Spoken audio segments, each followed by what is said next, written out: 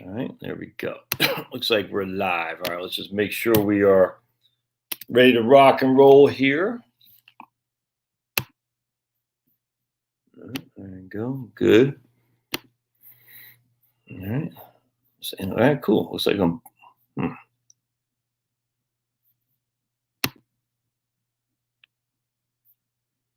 Let's see which one's this. All right, cool. Looks like I'm. Hold on a second. Hold on a second. Hold on a second, Big Daddy Kane.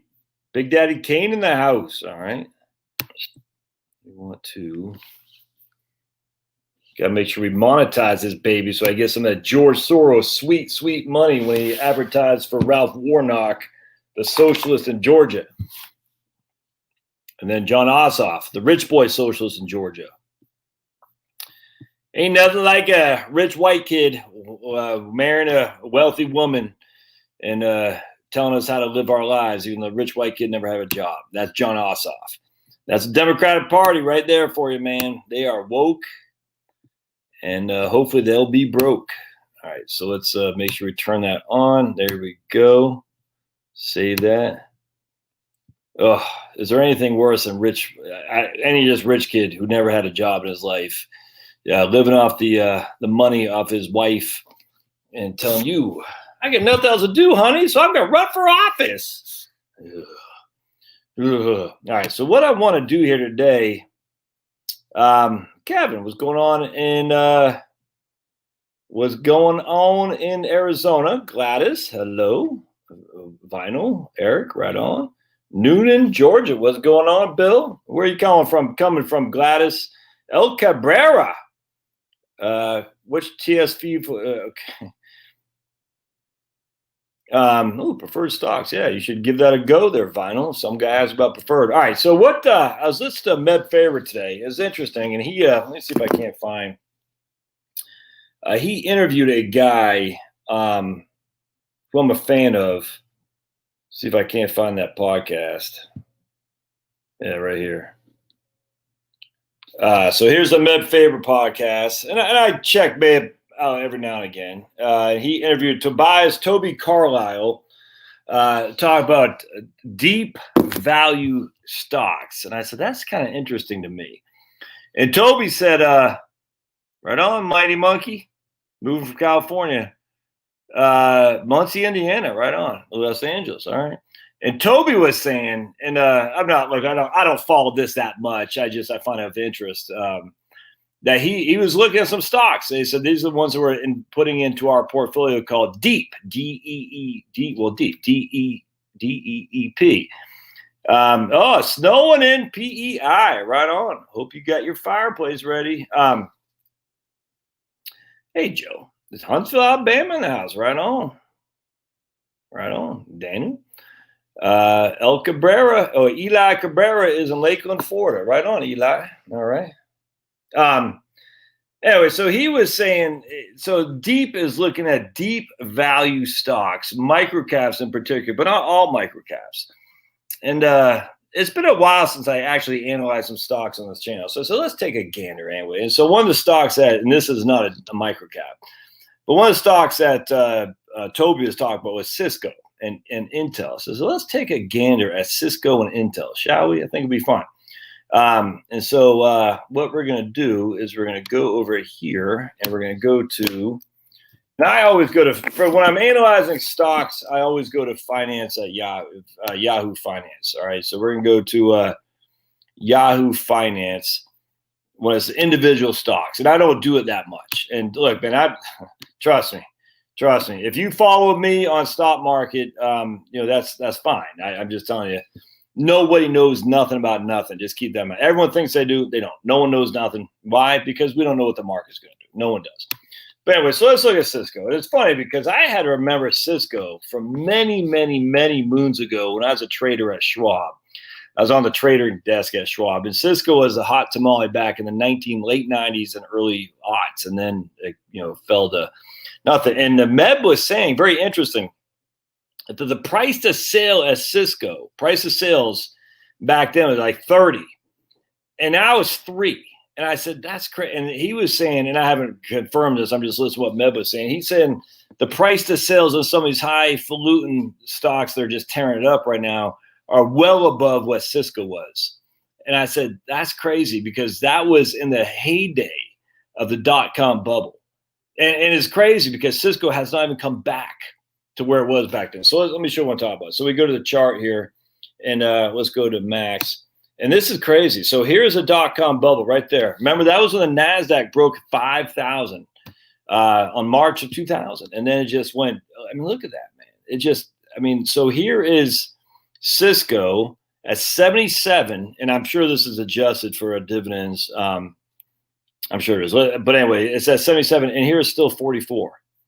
77 to 44, 20 years later, 21 years later. Isn't that nuts? And here's a volume. The volume has fallen off. That's interesting to me. And the reason for that is because it's not all that in favor, which is good. Look at that. That's volume. That's interesting. Look at that. I mean, it's still heavy trading, don't get me wrong, but look at the volume just falling off. I find that very, very interesting. Anyway, so let's check the old Cisco out here. So if we look at the again, price of sales was 30 back then. I've never paid much mind to price of sales. I just don't. But that was interesting that Med was saying the price of sales of Cisco was significantly higher than than it is now. It's at 3, but now the high flying companies now are well above what it was back then for Cisco. So what I do when I'm looking at stocks, just to get a gauge if I want to invest in this, and the only individual stock I own right now is Exxon, by the way. That's it. All right. And I've actually turned my frown upside down. So I've actually made a little bit of money so far. But look, I'm holding on to Exxon forever. I mean, follow the Warren Buffett model. You get 20 chips and you never turn them in. That's it. And 20 chips would be the 20 transactions you can place. That's it. You got 20 chips over the course of your life. And you never, that once done with 20, you can't buy anymore. I think that's absolutely the way to go. Anyway. So let's look at Cisco. So the first thing I do is I say, okay, the very first thing I ever do is look at PE ratio. And right now, PE ratio is 18. TTM is trailing 12 months. That's what that means. And that just says what the trailing 12 months in the past, the last year. Actually, I don't know what I'm not sure what what is that based on November? I don't know. But the trailing 12 months based on the last recording date. PE ratio of 18, which is pretty low in this day and age for sure, especially low given the low interest rates we're dealing with now. So that's good. So they're making $2.47 a share. All right. The forward yield now. So here's a couple of things going on. The yield right now is $3.22. That's the yield, and the dividend is $1.44. All right. So that's all stuff I'm looking at here. Now there's a volume, so heavy volume still, but if you can see up here. It's dropped off quite a bit. So it's pretty interesting to me. All right. But anyway, you can still see heavy volume. It's a very liquid stock. So all these people say, oh my goodness, if we had a transaction tax like Kamala, which I actually support, they'd have no liquidity. They'd have liquidity. They might not have 15 million shares trading a day. They might have 13 million. That's still liquid stock. Come on. This whole thing is just nuts. We can't have a transaction tax to destroy liquidity and hurt the middle class investors. Silly. All right. So anyway, a couple things. So I like the facts, guys. So let me show you guys something real quick. How you figure out the dividend and what the yield's going to be. All right. So right now you take, if I can get my trusty, I got to clean up after myself one of these days. I've been too busy taking out Christmas decorations and all that stuff. We're getting our dogs back tomorrow. A guy from the Army reached out to me today. He follows me on YouTube. I was like, man, I've talked about him before. But anyway, so we take the dividend, divide that by the share price. Or is it the other way around? I can't remember. 1 second. Yeah, we take the dividend. Let me just write this down so y'all can see this. All right, so we got 144 as a dividend. And we divide by the share price of 44.48. All right, and that's going to give you your yield. Right, so let me just go back to here real quick. All right, so stop. Hey, Brian, ¿qué pasó? All right, there you go. All right, so what you're going to do when it comes to dividend, you got your dividend, your actual dividend payout, divide by the share price, and that will give you your yield. So we take 1.44, divide that by 44.48. That's 3.23. All right. So that's the yield right there. All right. So question.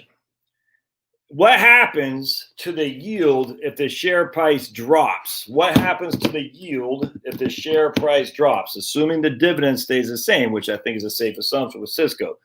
What happens to the yield if the share price drops? Who wants to comment on that? We're talking about Cisco right now. Right on, Vinyl. The yield increases, says TC. Yes, exactly. So the right on. So a lot of people, they get caught up in the yield only, and that's a mistake.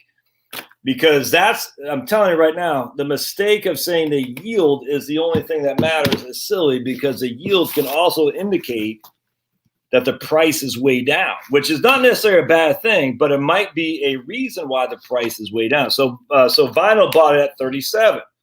So it's 140. I'm assuming it's the same dividend payout at 37. So he bought it at 37. 144 divided by 37. So we take our trusty calculator, 1.44 divided by 37. He got a 3.9% yield. All right.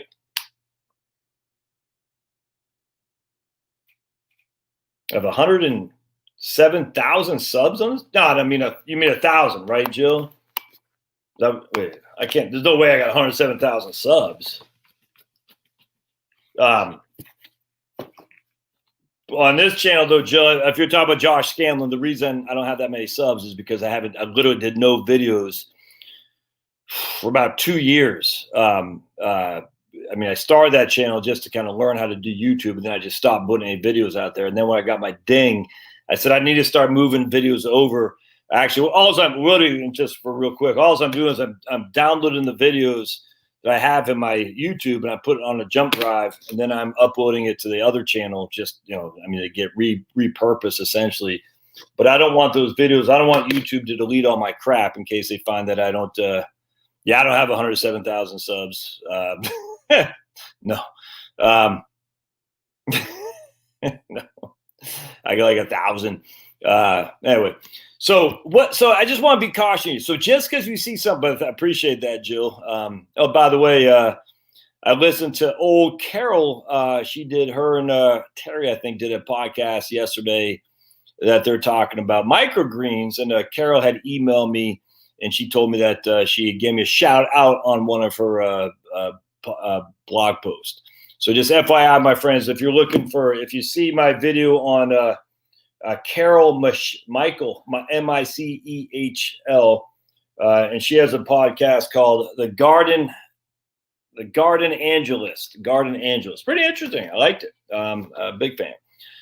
All right. So anyway, let's go back to the dividend yield. So just be careful, because I hear people all the time, well, I got a dividend yield of 9%. Like that, the in of itself, that doesn't mean anything. I mean, it means something. I mean, don't get me wrong, but that's neither good nor bad. I mean, I'm just telling you right now, a dividend yield of 9% or something like that is neither good nor bad.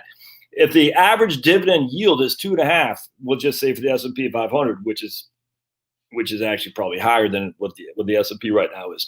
But just say the average S&P 500 dividend yield is 2.5, and you're getting 9% yield. That tells you something. There's something inherently off about that stock. Now, it might be off because the price has tanked so much to make it a value play. I don't know.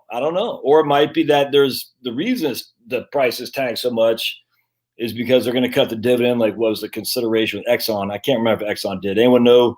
Does Exxon, do they cut their dividends? I frankly don't know. But that might be because the dividend yield so high. It's because the price is way down because they're getting ready to cut their dividend. Might be just because it's getting ready to be bought out by the Chinese communists. I don't know what it is. But anytime there's a discrepancy between the average and your dividend yield, the only thing that jumps out at me is the price on that stock is way, way, way down. And there's a reason for that. Doesn't mean it's a legit reason. It means there is a reason for that, though. They have not. Okay, good. So Exxon did not cut his dividend, which is probably why the stock has rallied. So I bought it. Literally, Exxon knew I bought 100 shares. 100 shares at whatever the hell it was, $4,000. But it knew. It said, "Oh, Josh bought it. Let's drop it. 15, 20%." and then someone else bought it. They must have thought I shorted it, so they probably got bad info that I shorted it, and then the stock is above my cost basis because they knew that because anytime I buy a stock, it tanks. All right, so let's go back to Cisco. All right, so let's go share screen. Vinyl, you still got Cisco as one of your holdings. Oops. So let's go back here. All right, so we see that. So they're making money. All right, so they got positive cash flow. They're not trading very expensively. It's just not. I mean, in the old days of 15 used to be the average PE. 18 is high. And that's just silly because the average interest rate on the old days was 5 on a 10-year treasury. Now it's less than 1. So I hate that crap, but it's stupid. But anyway, that's not a high PE ratio. That's quite low in this day and age. So they're making money. All right. They have $2.50 roughly earnings per share. And just remember, the PE ratio is you're basically paying $18.12 for every dollar of earnings that Cisco earns, if that makes sense. So that's what it means. All right, so now we got a dividend that are paying $1.44, which current price is a yield of 3.22. All right, in of itself, that doesn't tell you a whole lot. I mean, it gives me reason to investigate further, but that doesn't mean it's a buy or not. So what we want to do is we want to go to statistics. We're going to go to financial. Let's go to statistics first. This will be good. We're going to go to statistics first. And what we're going to see here is we see Cisco obviously had I don't know what happened here. And quarterly stuff I hate. One of the best things that Trump proposed that just fell flat was to get rid of quarterly reports. Let's just go annual. But be it as it may, you can see they have current $18.12 of the trailing PE. We go back to last year's 1824, and if you want to keep going back, you got to pay more. And I just don't feel like it. And there's a forward PE. All right, so you always got the forward PE is what the analysts expect for earnings for the next 12 months. You always got to be careful there because no one predicted September 11th, 2001. No one predicted the reaction to commie virus.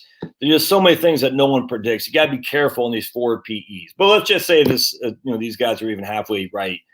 So the PE ratio means that relative to current price, that their earnings are going to grow even more relative to current price. And I cannot stress this enough. I'm telling you right now, what happened at the end of the March of the coronavirus thing is that we had all these stocks that had dropped like a brick in water. The price went down and the earnings was still based on the trailing 12 months. So it looked like everybody's PE was at like freaking single digits. Well, I mean, it was, but the earnings were not reflecting the current state of the coronavirus shutdown. I hope that makes sense. I'm just telling you right now, I said this in videos. I said, don't get suckered into thinking the PE ratios are at historical buying opportunities simply because they're using the earnings before the coronavirus lockdowns came in, and they're extrapolating that on current prices. And the price was way down, but the earnings were still up here.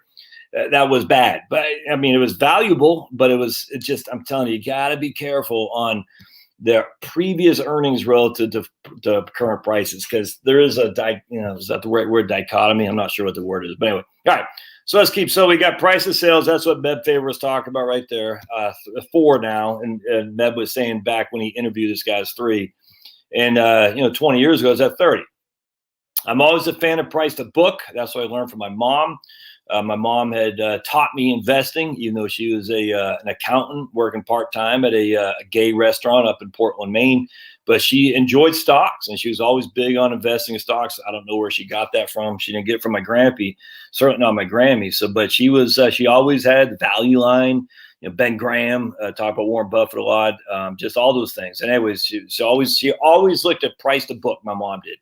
Meb was saying that this seems to be yesterday's, old fuddy-duddy, good time rock and roll anymore, that no one pays much mind to price to book. I think that's stupid, and we're going to get into this a little bit more in detail here in just a second. Price to book has always been fundamental. It's always going to be fundamental. That's all there is to it. It really is. So price to book is one of the 3 metrics of the old French family 3-factor approach, which is price to earnings ratio, price to book, and dividend yield to value stocks in particular. They've since added to that, but for the time being, P2B is a huge metric, huge. So right now, if they were to liquidate everything, you're basically paying 5 times for the complete liquidation of the company. Yeah, that's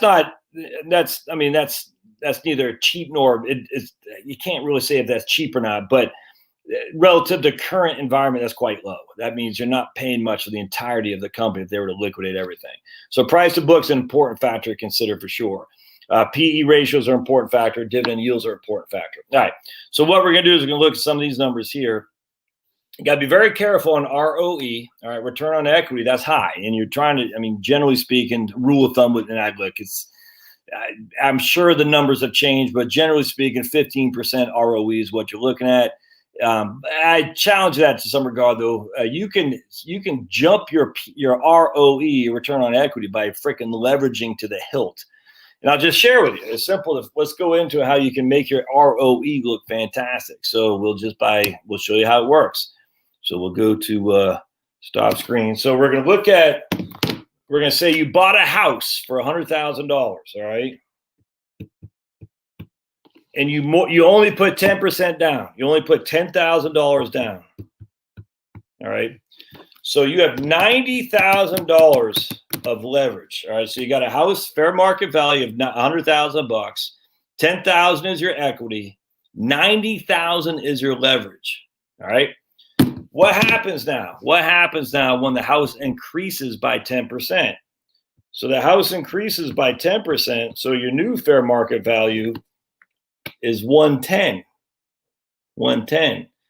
How much leverage do you have? Well, you still have $90,000, assuming you haven't paid anything down. But just how much leverage do you have? $90,000 of leverage.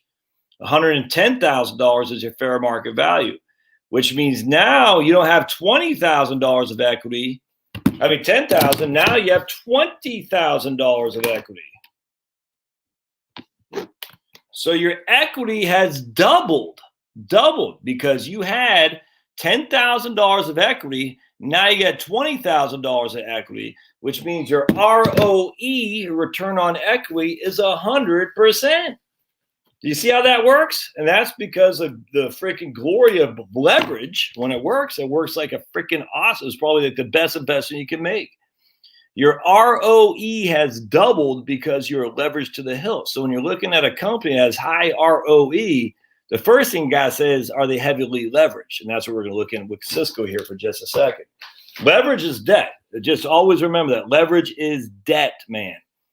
Leverage is debt, okay? Do not let people say, oh, leverage. Now, that doesn't mean debt can, debt put me in this house. Debt put a lot of you in your homes. And the leverage probably worked pretty well for you. But don't let leverage in of itself to confuse you that you're still taking on debt. So let's keep looking back at Cisco. So I see that pretty high ROE. I said, well, that's interesting. How heavily are they leveraged? And so what we're going to see is you can look at earnings right here is earnings before interest, debt, interest, taxes, debt, amortization. This is what all the quants are going to want to look at. EBITDA. At the end of the day, there's something I want to look at that's even more important than that, in my opinion. All right, so we see their quarterly growth revenues down 9%. In of itself, that doesn't shock me given the coronavirus stuff, but be that as it may. All right, so what we're going to, this is a huge one right here, the balance sheet. What's their cash holdings? 30 billion according to the most recent quarter. They got 30 billion of cash. What's their debt? 15 billion. Now, for me, that's fantastic. That means they have a 2-to-1 cash over total debt.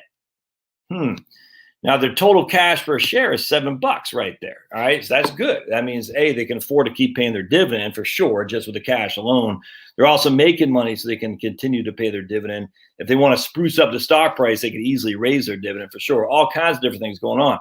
But what I'm seeing here is I say, okay, so if you're buying the stock, what was that, 44?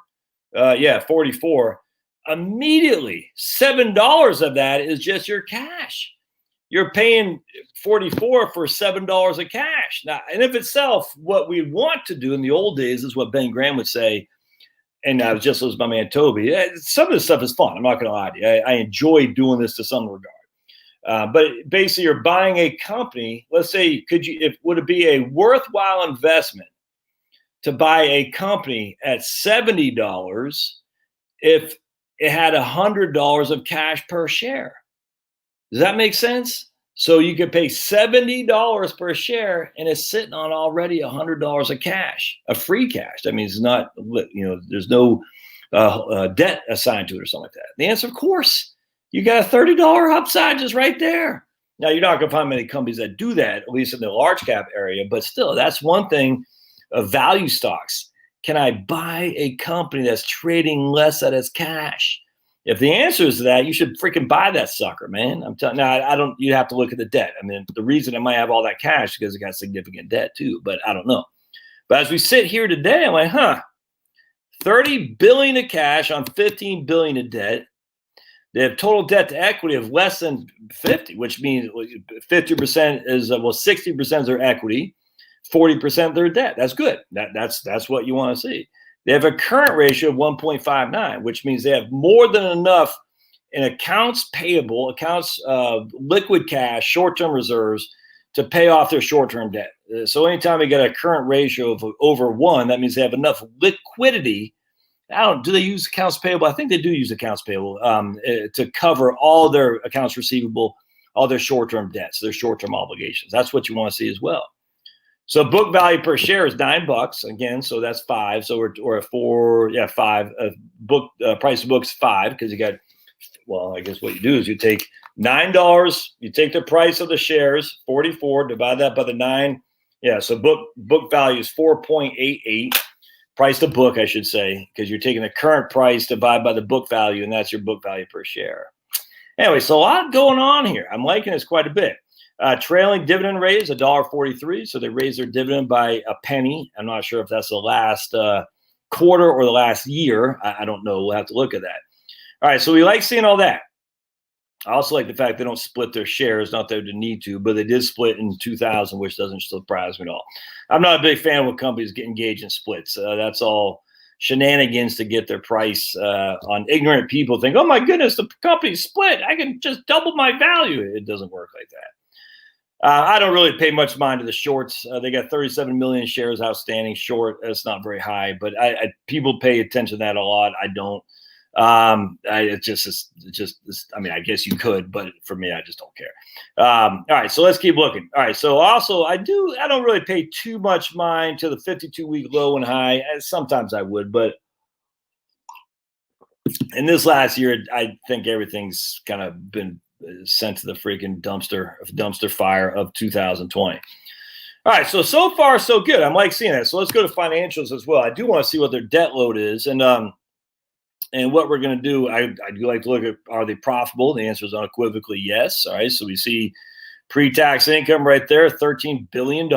Net income to common shareholders, $10 billion. That means they're making enough cash flow to certainly pay the dividend. And we'll see how much they actually pay on the dividend. But they actually got more than enough profits to pay the dividend. And they're sitting on all that cash, which can also be used to pay the dividend, if that makes sense. So they don't have to borrow to continue to pay the dividend, which I freaking hate. Companies do that all the time. They have to keep the facade of a strong company balance sheet, and what they do is they take on debt in which to pay the dividend. I don't know, that's bad news. I'm just telling you right now. And again, I'm sure there's stocks that prove me wrong. Don't care. I would never buy a company that's borrowing. I mean, if it's a one-time thing, it's one thing. But if they're borrowing consistently to pay a dividend, that means they're not making it from cash flow. That's like the U.S. government, man. You know, they're borrowing to pay this freaking stupid stimulus. And by the way, this stimulus isn't socialism. Who said that, by the way? McConnell, the stimulus isn't socialism. Freaking, I hate. Why do Republicans, I don't understand. You shut us down, you freaking fools, man. No one wants your stupid stimulus, but you allow this to happen. It's not socialism, freaking clowns. It pisses me off. That's why frustrates me no end. That's why Trump was such a wonderful thing for the Republican Party, to make them freaking pull their head out of their butt. Unfortunately, Trump won't be around, and yet we'll still have Mitch McConnell. All right. Drives me up the wall. All right, so we see net income. So they're making money for their shareholders, which I like. Let's see. We see interest income. I want to show you. So earnings before interest and taxes, earning for interest, taxes, debt, and amortization. All that stuff's fine. And then we're going to see total net income. That's all good. All right. But they're making money. So what I want to show you, that's good. I like to see that. I want to show you the balance sheet where cash flow, I think, is right here. I want to show you the dividend that they're paying. Where was that issue of debt? Financing cash flows. Was it right there? Cash dividends paid. So they paid $6 billion in dividends. All right. $6 billion of dividends. That's what they paid right there. And that comes out of the cash flow. That's a hit to cash flow. That's a debit to the cash flow, $6 billion. So I'm like, okay, they got $6 billion of trailing 12 months. What they pay in dividends in 2019? $5.9 billion. What they pay for dividends in 2018 is $5.96 billion. 2017, 5.51. So you can see where that's going. They've been raising their dividend payouts each and every year for the last 5 years, which I like to see that for sure.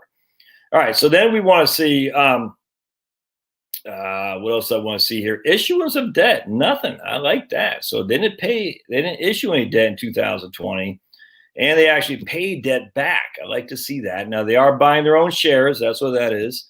So I love this. So free cash flow. All right, they paid $6 billion of dividends. They got $15 billion of free cash flow. That's good. That's good news. So I'm liking all that for sure. But I also like to see that they're paying down their debt. They didn't issue any more debt. I like that. So that's all good. All right. So I'm very keen on that. So let's look at the balance sheet, because here we're going to see the debt here. And all I care about really is we want to see, there's a tangible, we want to see total debt right there, $14 billion. All right. We've already discussed that. That's a lot of debt, but look at what it was last year: $24 billion, $25 billion, $33 billion. They've been paying down some debt like freaking drunken, the opposite of drunken sailors. So I don't know what's going on there. That's fantastic. Look at that. They haven't issued any new debt. They're making cash money, and they've been paying down their debt like crazy. I'm a huge fan of that. Huge. I don't know what's going on there. I don't know. Frankly, it doesn't matter what I do know. I just know they don't have as much debt as they did. And they're still making positive money in which to pay the dividend without taking on debt. And they're still sitting on cash over debt by a factor of more than 2 to 1, which is fantastic. So we go to total assets. We see current assets. Current assets are your short-term stuff. And we look at these guys right here. They got $24 billion in cash, $10 billion in receivables, which looks like they've been carrying receivables that big for 3-4 years now. If this jumps up out of nowhere, that would be kind of concerning. That means they're not collecting. They're not getting paid on the people who owe them money. I don't like that. But that's not anything off what they've been having for the last 4 years. So then we look at total liabilities. Current liabilities are $25 billion. So again, they have payables and accounts receivables are about a third of what their accounts payables, about a third of what the receivables are. Current debt right here is only $3 billion. That's fantastic. Current cash is $29 billion, and you can see cash and equivalents, short-term investments, and then cash and equivalents. So they got more than enough money to withstand any kind of rocky times there. Now, should you buy the stock? I don't know. I'm thinking about it. I'm thinking about buy 100 shares. But I'm a big fan of that. I like seeing that quite a bit, actually. So that is Cisco in a wrap up. And there's no reason to think that their dividends are going to be collapsed. I literally could care less what the analysts say. The analysts don't know their butt from the hole in the ground any more than you and I do. They just don't. There's no insider trading. There's just no one knows. What I see, 15% estimated rate of return. I frankly could care less. All I want to know is, what is their price to book? What's their price to earnings ratio? What's their freaking price to book, price to earnings ratio? What's their dividend yield? And can they carry the cash to continue to pay that dividend? If the answer looks yes, it's probably a buy. I'm not saying you should buy it. I'm just saying something I'm looking at doing too. And all right, so let's you got it, Michael.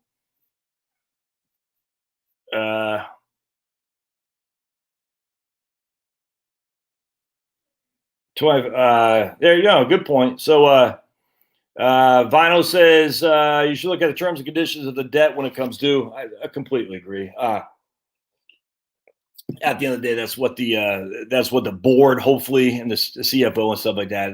Cisco's not getting taken to cleaners by giving up the freaking goose to corporate, the Warren Buffetts of the world. So, 25-year commercial paper at 2%. If that's what they got to finance their, that's that's fantastic. Yes, I agree with you 100% there, man. That is fantastic. All right, so yeah, buying shares back, basic share, buy. So there you go, buying shares back. You go to right on pulverizer.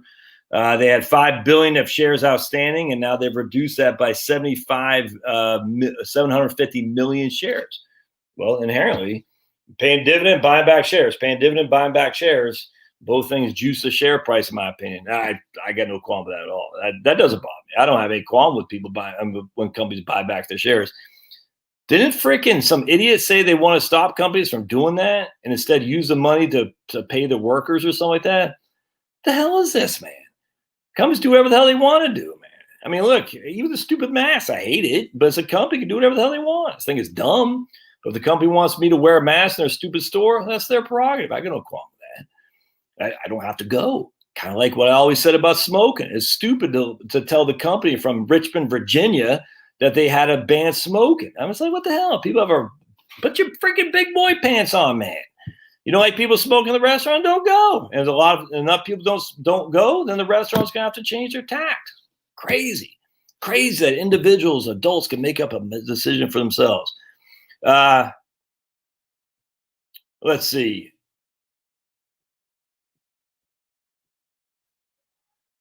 Yeah, well, looking at lots of shorts can give you a sense of lots of shorts means people think a doom's coming. I completely agree with that. I bet if you look at Tesla, there's tons of shorts there too. All right. You can't pay debt with the intellectual property or goodwill, 100%. You have to look at the nature of assets, and they kissed the boat of what they missed the boat on WebEx. Yep. Completely agree. All right, so let's look at the other one this guy was talking about was Intel.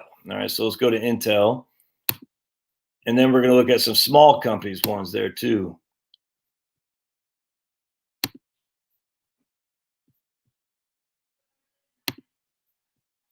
All right, so let's look at Intel, and I'd never really traded much. I keep thinking Pablo's out there with Cisco when I was an active trader at Schwab, but Intel I did a lot. I sold a lot of covered calls on it. Very active in Intel, and we're just going to kind of do the same thing. So again, I'm just going off what this guy was talking about. He actually seemed to like Intel more than Cisco. And there's their stock at 74.88 in June 2001. Here it is now at 49.82. 20 years later, it's crazy. Same thing, 2.65 is their yield, 1.32 is a dividend. PE ratio is only 9.75. So that's interesting. That's quite low. And that would make me say, why is that so low? The market cap is still 204 billion. Huge shares outstanding volume. I mean, it's, again, but that right there is interesting to me. Why is that so low? That's the thing, because that's significantly lower than anything else that's out there. And Intel is not like, it's not like no one knows who Intel is. And interesting too is that they have that low of a PE ratio, which again means the price is low, or the earnings are through the roof. I think the price is quite low, and they're only paying 2.65 as a yield. So that's of interest. All right, so let's take a gander at Intel. Let's go to statistics first and foremost.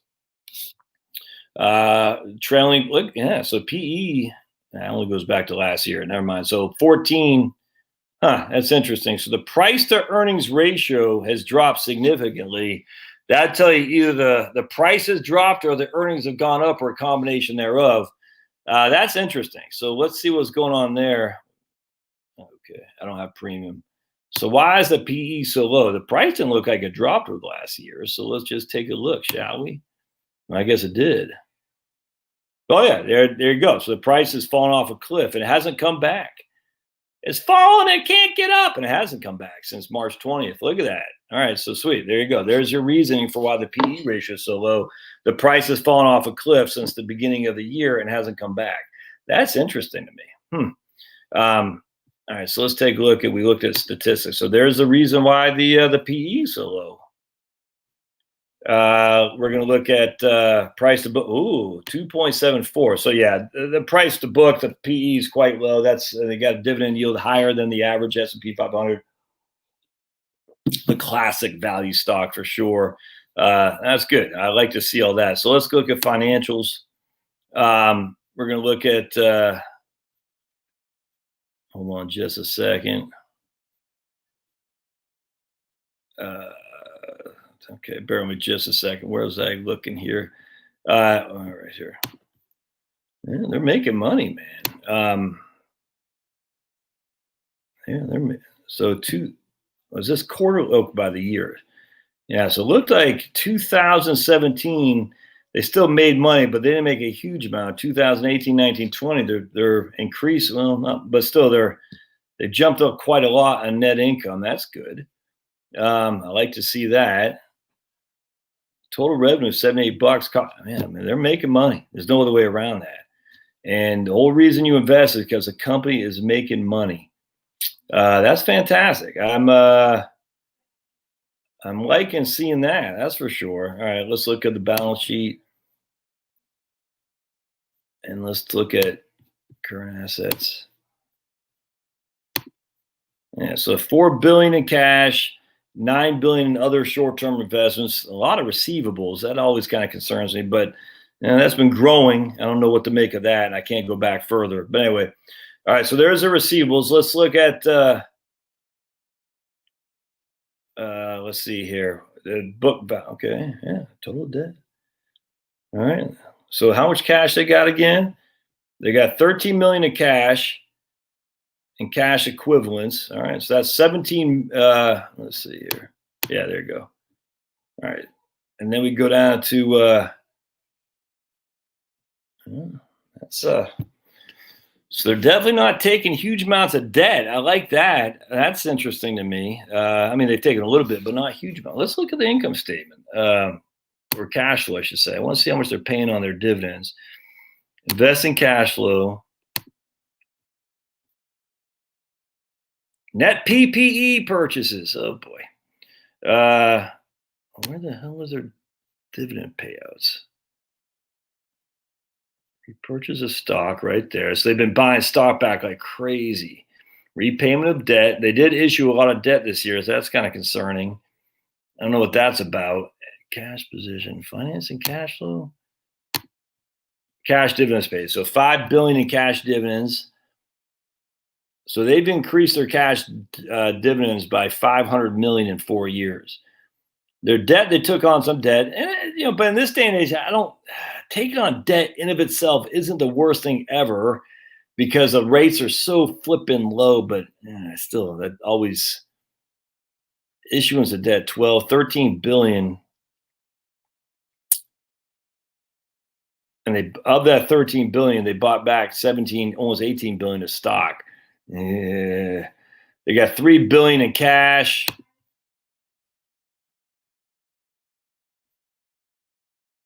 So they got $3 billion in cash. They paid $5.5 billion in dividends. Yeah, that's a little. I want to see real quick what their current ratio is. Hold on just a second.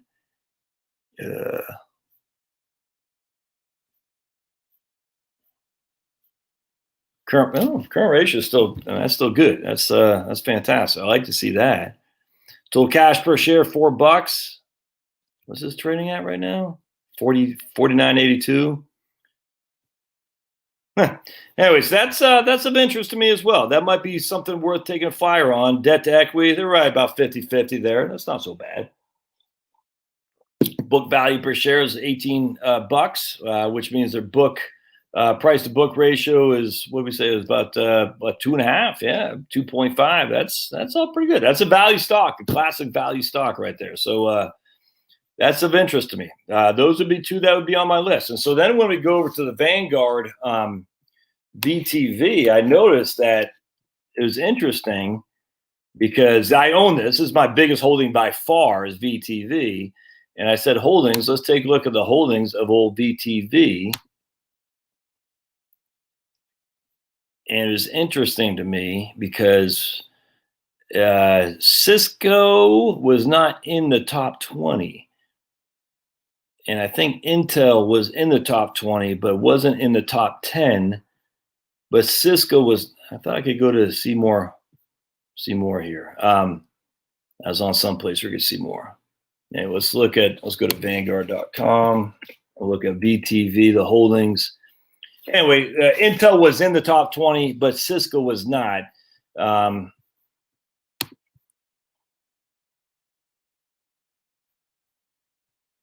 we're going to go to VTV, which meant for me, I'll probably add Cisco on Monday. Let's look at holdings 1 second.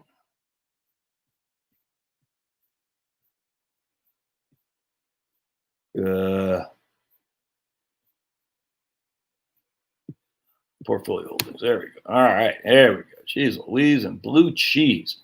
All right. So we're going to see, do like that. And Intel right there is like number 11 at 1.5. Now, again, this is my biggest holding, but the Intel proportion of my total portfolio, given that my biggest holding only has 1.48% of it in Intel, doesn't make Intel a huge position that I own, that's for sure. But we keep going down. You can see Cisco's way down here, which is interesting to me. So I was like, oh, that's pretty good. I like to see that. And there's my ExxonMobil. So I might be adding Cisco. I might actually add Intel as well, buy 100 shares of each on Monday. We'll see. Just because I say that doesn't mean you should. Trust me right there. In fact, if anything, you should short it knowing what I'm doing.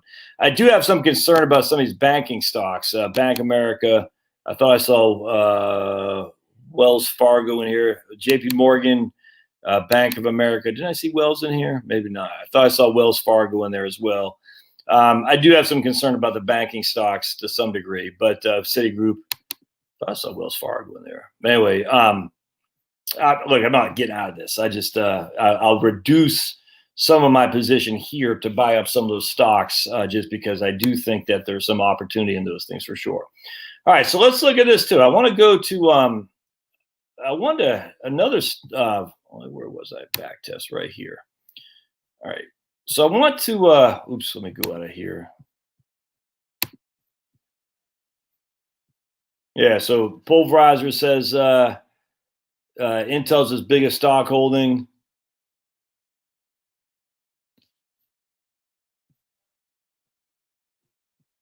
They managed to make AMD and Intel, they still fighting. They've been fighting for 20 years. That's funny, man. I remember AMD, Intel was a cat's meow back when I was active in it, and AMD was a challenger. Has AMD supplanted Intel now? You can see I literally don't follow this.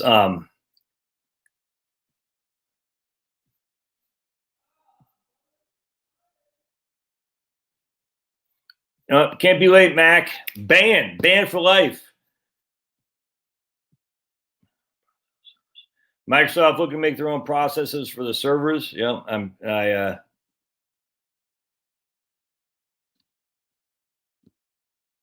yeah. I mean that's the thing. This is always things that are out there for sure. I mean, it's just tons and tons of stuff that could affect things. You know, can we admit with Tesla, the big thing is the revolution on batteries is what everyone's waiting on. They think if anyone can do it, it's gonna be Tesla. I don't know. But I mean, is that worth paying that price? I don't think so, but I get it. People think so. I frankly don't. I will never own Tesla. I'll never own Amazon. I'm sorry. At $90 PE ratio at Amazon, nosebleeder. Now trust me, I recognize. I said that in 2016 when Amazon first turned its first profit and their PE ratios at 1,000. I'm just telling you right now, man, it's if you've been around a long time, you've seen this play out before. That does not mean Amazon's going bankrupt. Doesn't mean it's not going to grow to the biggest company that God has ever created. Doesn't mean anything. I have no clue, but I'm just telling you right now, it feels like I've been through these times a couple times in my history where some stocks or everyone's cat's meow, and then you wake up 5 years like, yeah, what happened? And I'm just telling you, we'll see, we'll see. But a lot of the technology stocks is actually interesting. Listen, to my man Meb talk to this guy Toby, because Toby says basically the 3-time value stocks have underperformed going back to like 1870s was major technological advancements. Major technological advancements. I thought that was pretty interesting because last basically 8 years value has just got crushed. All right, so let's look at. I want to go to. Let's go to this guy here. Actually, what I want to do is I want to go to. So we're going to go to Market Watch because I do like Market Watch when it comes to mutual funds, and we're going to look at a Royce fund that I've been a fan of for a long time, and it's the Royce Micro Cap Fund. And again, I'm not saying you should buy this. Please, I'm not making any recommendations. I'm just saying I've been a big fan of Royce. They run small cap shops with a value aspect, a component to them. And I've been a big fan of Royce Pennsylvania Mutual Fund, Royce Microcap. I don't own either of these right now, but I've been active in the past in Royce funds. But anyway, so let's take a look at Royce. I want to show you guys something. This is, I tell you, man, this is gonna blow your mind. We're going back to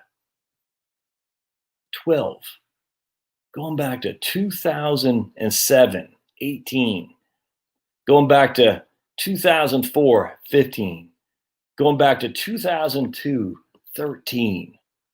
You see what? Now, this is just one example. I'm just telling you. I hadn't looked at this fund in a long time, but look at that. It's not advanced in terms of price. And you think, well, maybe it's got a lot of dividends. Not much. Look at that. No yield at all. I don't know if it's ever paid a dividend. Look at that, man. Nothing. For 15, going almost 20 years now.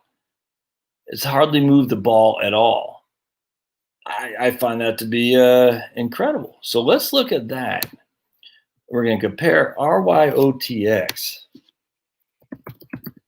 Oops. And we're going to compare it to just good old-fashioned S&P 500, baby. We're going to compare these two. Wait, can y'all? Oh, you can't see what I'm doing. All right, let me go back here. Hold on just a second.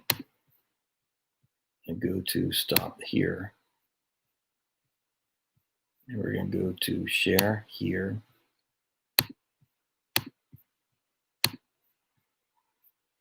Watch this.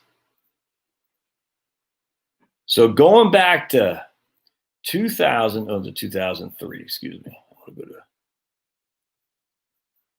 second. I want to go to 2000 to 2020. Check this out. So here's the Royce. Here's the S&P 500. Now, the Royce actually hasn't done, going back to 2000, as bad as you would have thought. It's still, still almost quadrupled itself. But here's the S&P 500. Isn't that nuts? Look at that. Now, let's go back to the last 10 years, though, because this is where I think the opportunity is.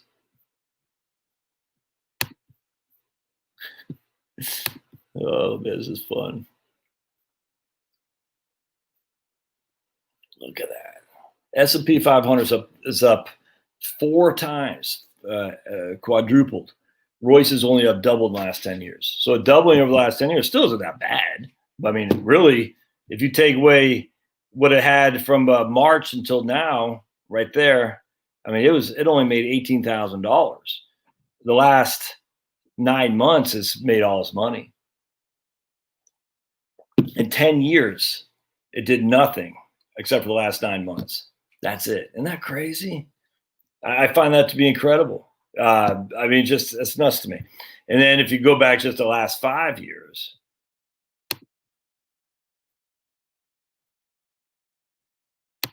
this is crazy.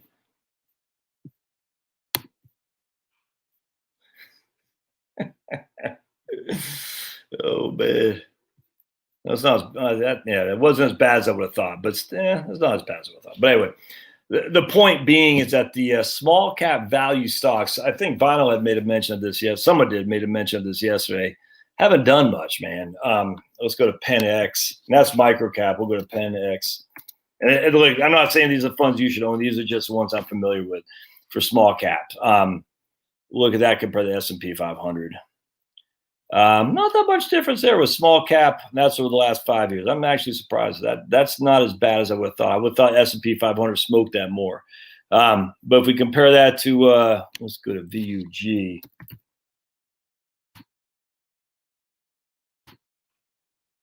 Let's see what that looks like over 5 years. Yeah, a pretty significant difference there over the last 5 years. So where I'm going with this is that the small caps just haven't had the same run, especially value stuff as a whole has not had the run. It hasn't for the last 10 years. Now, the interesting thing is, like I said last night, aughts to the 2010, value did better. 90s to the aughts, growth did better. The teens, the growth did better again. So it's just this it's this trade-off. It's crazy. And I find that incredibly interesting. And so as I'm sitting there thinking, okay, and I'm always contrarian, not going to lie to you, it's probably to my chagrin, but I am. I say, where is the ball going? Or where is Wayne Gretzky said the puck going, not where is it? And it just seems to me to be pretty obvious to me. If I can buy dividend paying stuff where the interest rates are so low, all right, well, cash is cheap to borrow if they need to pay the dividend and they're only doing a one-time thing. I want to buy stocks that have a dividend. I do. I want to buy stocks that are profitable. And I want to buy stocks that have a low PE. And those are all value stocks, growth, large and small. Someone pointed out yesterday, maybe it was Vinyl, I can't remember, talking about the equal weighted S&P 500. And I have that over here. I did want to, and I actually compared that, Frank, and I was rather EUSA. So let's look at the equal weighted S&P 500 to, we're going to look at VTI, and we're going to look at that for the last 10 years. I was actually surprised it wasn't nearly as bad as I would have thought. So equal weighted S&P 500 just means they have 500 stocks in there, and they're all basically 1.5%, 2%. Each stock is 2% of the portfolio, something like that. All the same thing. So it has an equal weighted. So you have, instead of having cap weighted where some stocks are way overweighted relative to the bottom end, and like a huge seesaw, this is just flat, straight across the board. I was actually surprised to see the iShares equal weighted versus the S&P 500, and it wasn't that big of a difference. I was actually quite stunned on that. That was weird to me. So over the last, it's a little bit different. 10 years, 40,000 more for the S&P. That's not that significant. I was surprised by that. And then look, they're tracking like crazy here. I had thought the equal weighted would be way underperformed. And then if you go to 2000, I don't think we can do. I don't think. I don't know what an equal weighted I'm not sure. Can you do equal weighted? Equal weighted mutual fund going back to 2000. Let's see, equal weighted.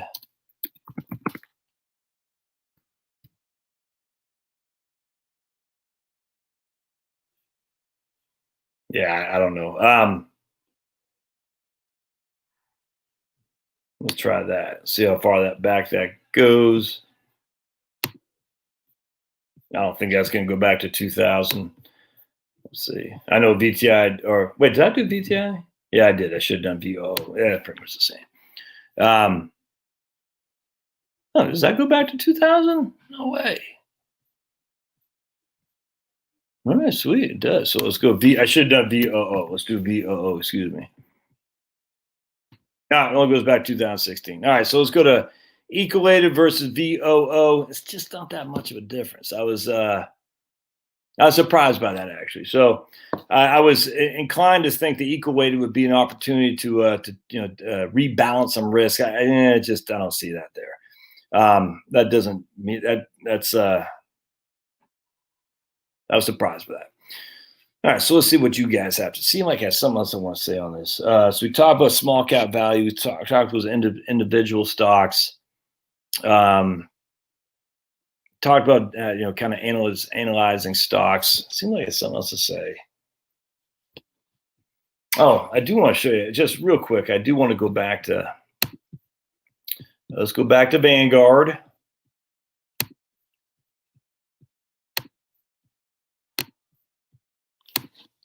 And I'm going to show you the only way to ever beat the market is only one way to beat the market.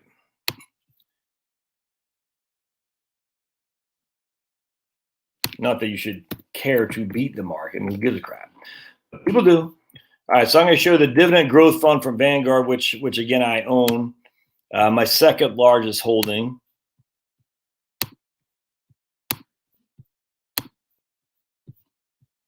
And what we're going to show you here with dividend growth fund, the only way to beat the market is with concentration. Number of stocks, 40. That's it. Number of stocks, 40. So the market is the S&P 500. There's 500 stocks, and I have 40. And again, I was looking to see what was in here. And again, there's no Cisco, no Intel in the top 10. But again, if there's only 40 stocks, either that fund's going to be a dog or it's going to be a freaking blue ribbon. One of those two things. It's the only way to beat the market. So let's see. I'm sure Cisco's got to be in here someplace. Marsh McClellan Insurance Company.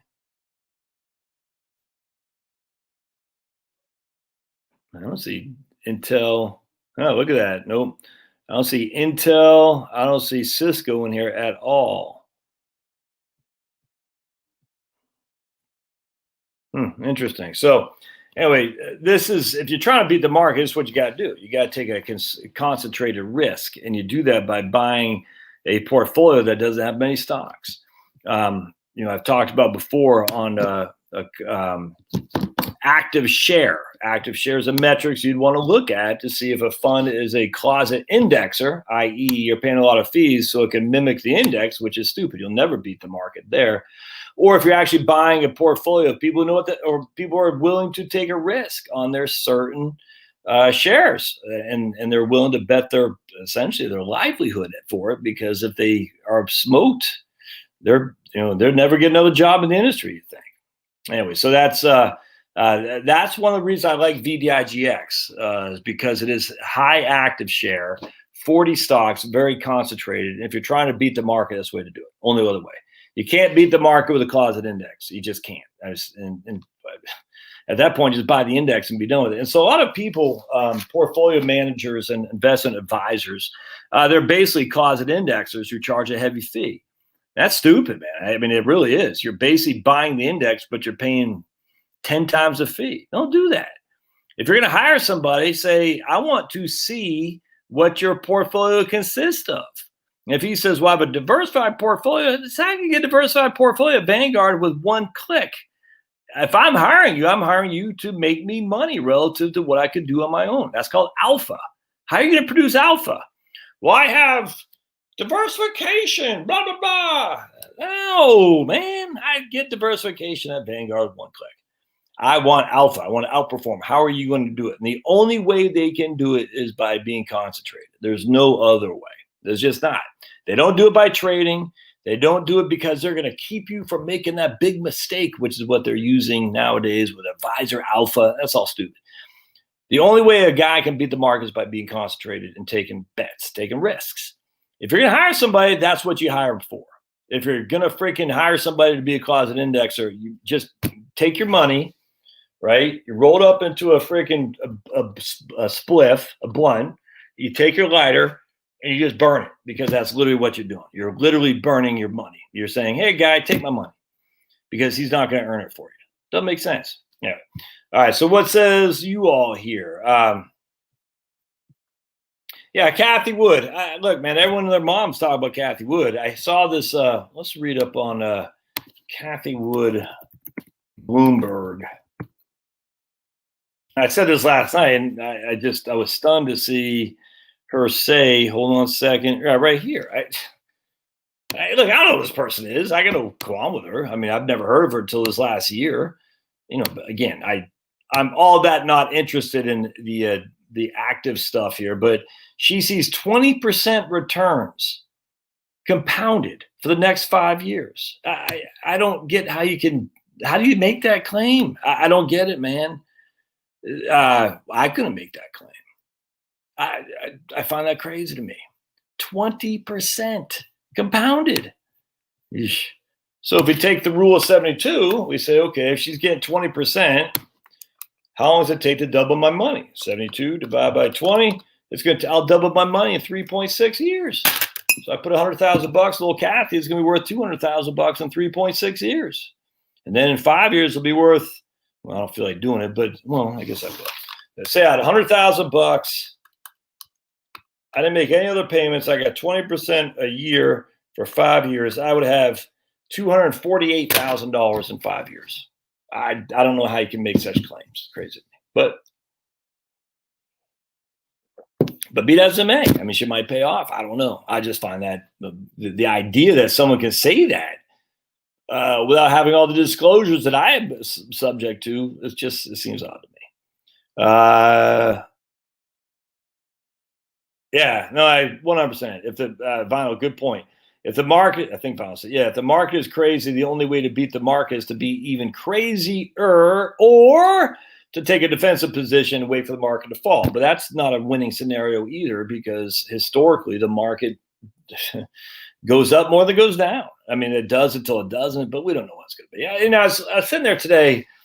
I forgot. I was taking down my Christmas tree stuff, my Christmas stuff, and I was just thinking, the capital markets aren't going away because Steely Joe. It's not happening, man. I mean, the capital markets survived FDR, for heaven's sake, and Henry Wallace. The capital markets they survived Nixon. They're not going away. It's just not happening. Now, again, does that mean the government will get its tentacles in there and prop up stocks? Of course. I mean, will there be more regulation, more freaking boat building because the powers that be can manipulate the government to work on their behalf and hurt their competitors? Of course. Has this not ever happened? Of course it has.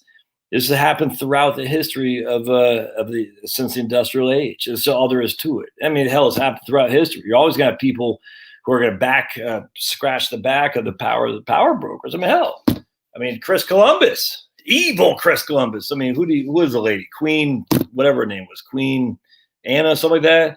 I mean, if there's freaking Joe Columbus didn't have the way to get in front of Queen Elizabeth, whatever the hell her name was, to get funded to come to the America. You see what I'm saying? There's always some guy who's got the inside scoop on some guy who's just sitting there digging ditches. So there's always going to be a guy who's going to be ahead of the curve for sure. But at least with capital markets, and I'm not saying capitalism because this ain't it. It's not capitalism. At least that benefit can be seen by more than just the Mark Warners of the world with his fake telecom stuff and his was it Warner who was involved in the Haitian telecom scam? I know Clinton was knee deep involved in that. And if that was a Republican, they'd all be sitting in freaking Fort Leavenworth right now. But because it's Clinton and Warner and all these scumbags, they are out to go to Epstein Island, freaking crazy. But anyway, be that as it may, even though Mark Warner was able to manipulate his government connections to make bank, other people got wealthy along those lines too. It's just that will never go away. But the capital markets aren't going away. It's just not happening. Who's I've listened today? My man, Uneducated Economist. That's what it was. I think I did a video. We talk about regulating the shadow markets and stuff. And that's the issue that we have. The more regulation that we get, the more shadow markets that come. It's just all there is to it. And the drawback, frankly, is the more regulations you get, the less private companies are going to be private. What I mean is publicly traded. I should have said public. People think public government owned. I'm saying publicly traded, that you could buy them. More and more companies want to go private. And when they go private, they don't have to do with Sarbanes-Oxley. They don't have to do with all the crap with the regulations, the quarterly shareholder calls, all that crap. They just have less regulatory stuff to jump through, which means they can do a little bit more nimble, but you can't invest in them unless you're an accredited investor or know whenever all this stuff. Another thing I'm not going to do it tonight, but I am interested, again, going back to Meb. He's talked about a couple of times about farmland. I do think there's some value added there. I haven't looked into it too much, but buying some access to some farmland seems to be opportunities there as well. Med was interviewing a guy. It was pretty interesting. I haven't looked all that close into it, but as an accredited investor, you can have access to some of these that that other people can't. Some are private equities, I guess. But anyway, that seemed of interest to me too. So I want to look at a little bit more buying access to or holdings of farmland through partnerships, because I don't want to mess with that stuff. Something to think about. It's just, they're not making any more land, and land that grows crops, we need it. We need it, and especially land that grows crops that doesn't need electricity, i.e., through the power of the sun. The power of the sun. Take the sun's organic, 100% organic, and that's a big 100% organic. I'm not that big on organics because it's all heavily regulated by the USDA. I find that to be silly, but I do like the idea of regeneration, regenerative agriculture. We're rebuilding our soil and whatnot. And if you can do that as well as make a profit for shareholders and recapture the soil, I think that's good. I think it's good as well. So that's something I've been looking at as well, thinking about. 137 watchers, Queen Isabella, right on, and only 37 likes. Yeah, what's up, dolls? Like. They might be on the other channel, Eric, for sure. Ross says his ARC holdings are up 200% since he bought 2 years ago. Man, right on, man. Yeah, no, that's what I'm saying. Catherine was talking about her own funds. 100%, Ross. If I were to say I expect 20% rates of return on my investments, that freaking pisses me off. Solar fields and the farm fields, that don't get me started. If I were to say, here's my Josh Scanlon fund, I expect 20% per year compounding over the next 5 years. The SEC would be on me like white on rice. I would never be able to say that in an article I'd written. I'd never be able to get away with that. And I don't understand that. Hydroponics. I'm a fan of hydroponics. It still needs electricity, but I'm a huge fan of hydroponics without question. I just don't get it. I don't get why the industry allows some people to say some things and other people, financial advisors, we have both hands behind our back. It's freaking pisses me off.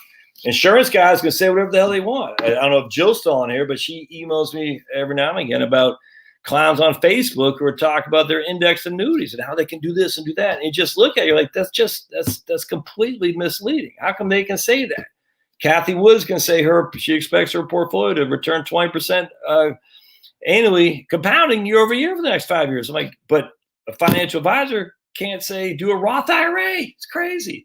That's why YouTube is full of these snake oil guys and very few true financial advisors, because they have to watch what they say, which is not bad necessarily, but that also means a lot of guys who are good at talking financial planning don't say what needs to be said in terms of stuff that we talk about here. It's frustrating me to no end, which is why I had to give up all my licenses and all that stuff. I'm never going back to the industry because I had to say what I needed to say. By the way, I had a guy really upset with me. He said I should, and I hear this, I get this a couple times a week, actually. And really, really angry at me. Really, really angry at me. Right on, Mac Attack. He's on both channels. He said, I like your stuff, but you're bringing a lot of noise with your politics and your anti-COVID stuff. And he said it was a fiduciary. Yeah, right on. The Facebook guy isn't too happy. Anyway, this guy was not happy with me. And I like I've said a million times a Sunday, I did not get on here to make people happy. I got on here to be cathartic for me because I've been in this business a long time and I just seen just crap out there. There's a lot of good financial planners, tons of good financial planners, but they are limited what they can say. And I know they're out there because they email me all the time. Say, thanks for saying what I can't say. It's kind of like, some of these guys, I don't know, friggin' Dave Rubin. Thanks for, being the voice of reason. I can't say what you're saying or else I get fired from job because I believe there's only two genders and stuff. Everybody knows this. It's nuts, but you can't say what is on your mind. But I do. And I know I get tons of guys. He's a guy who gives you a thumbs down. But I emailed him back and said, hey, I'm sorry I offended you. I'll make sure I email you before I do a video to make sure it meets your approval. And I said, look, dude, there's tons of other channels out there. I never was here to make everyone happy. The funny thing is these guys don't understand the business. It's also a business strategy, by the way. People like people. Do you get echo or a stereo? Who support their viewpoints of the world. That's just a fact.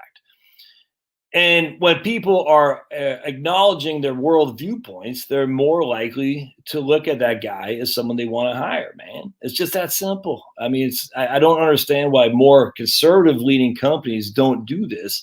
Liberal leaning companies seem to have no problem, which means the field is wide open for anyone who will be somewhat conservative. Just say you love America, man. You don't even have to say you love Trump. Just say you love America.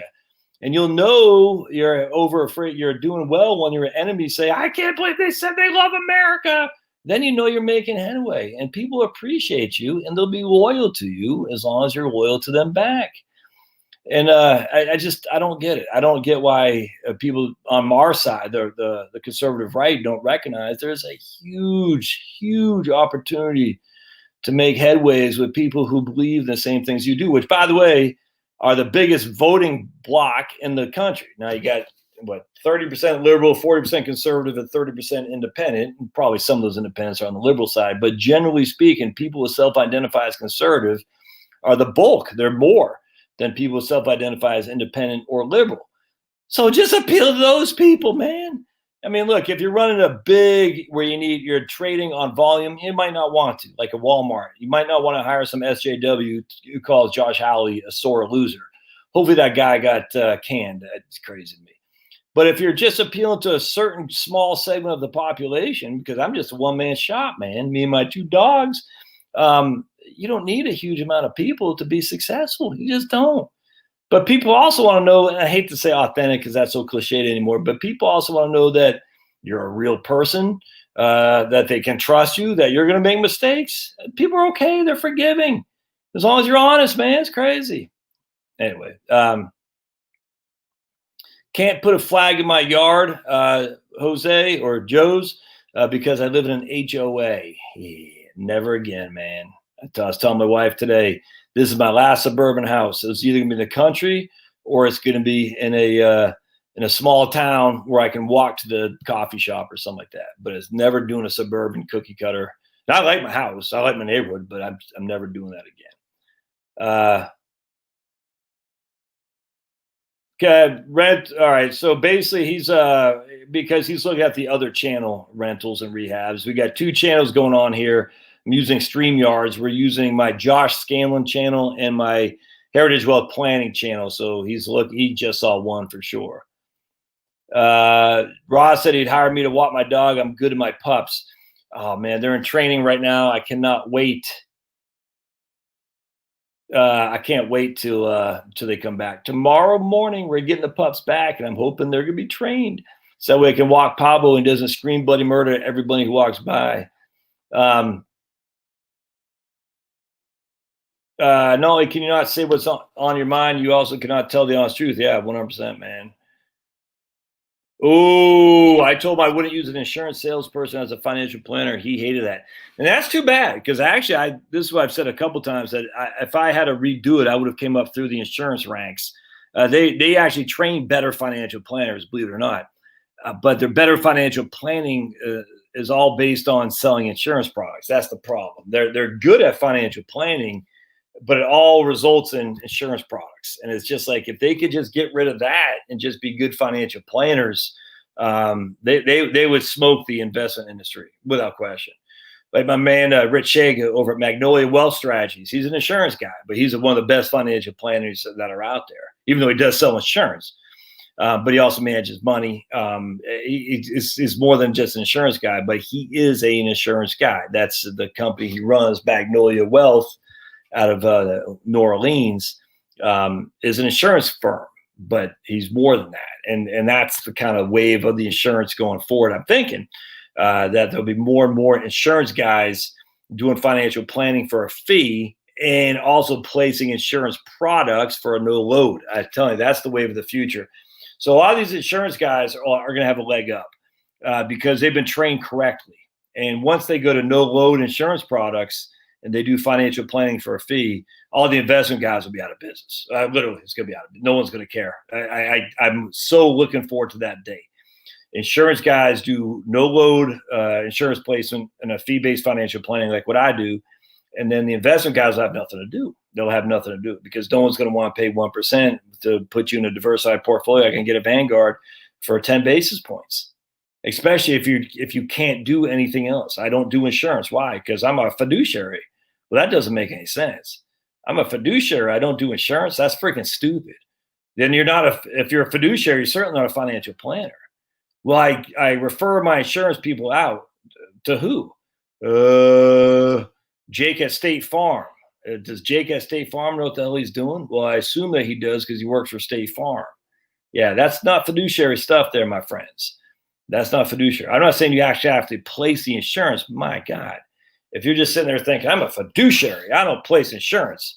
Well, I need to get some life insurance. Who do I talk to? I don't know. You got to find a life insurance guy. Yeah, that's not fiduciary. Nah, I don't like that at all. That's funny. All right, my friends, I'm right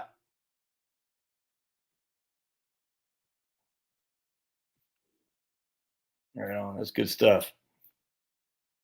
Oh man, Eric says I can piss by my shop and know whatever. No, country living at its finest. Oh man, nah, that's not too much information. No way, Ross. Now, if Eric said, "Hey Dan," if Eric said he could take a big old dump back there, I'd still say not too much information. But I get it. Dan's finally up here. What's up, man? Yeah, yeah. But it's still cold up there in Wisconsin, Eric. That's for sure. Still cold up there, but be that as it may, all you need is 15,000 California Republicans to move to Wisconsin, and Wisconsin is red forever. I'm telling you. All right, amigos, I can get out of here. Probably not going to do a live stream mañana. I think I kind of like Saturdays and Fridays. I kind of like doing them on Saturdays and Fridays, and this is my entertainment, hanging out with you crazy guys. It's fun though. Yeah, right on, Pulverizer. York, jeez Louise, everybody's late to the party. What y'all doing, man? Was a football game on? I don't know. All right, we'll see you guys. Thanks again for being here. Mañana. Or see you later.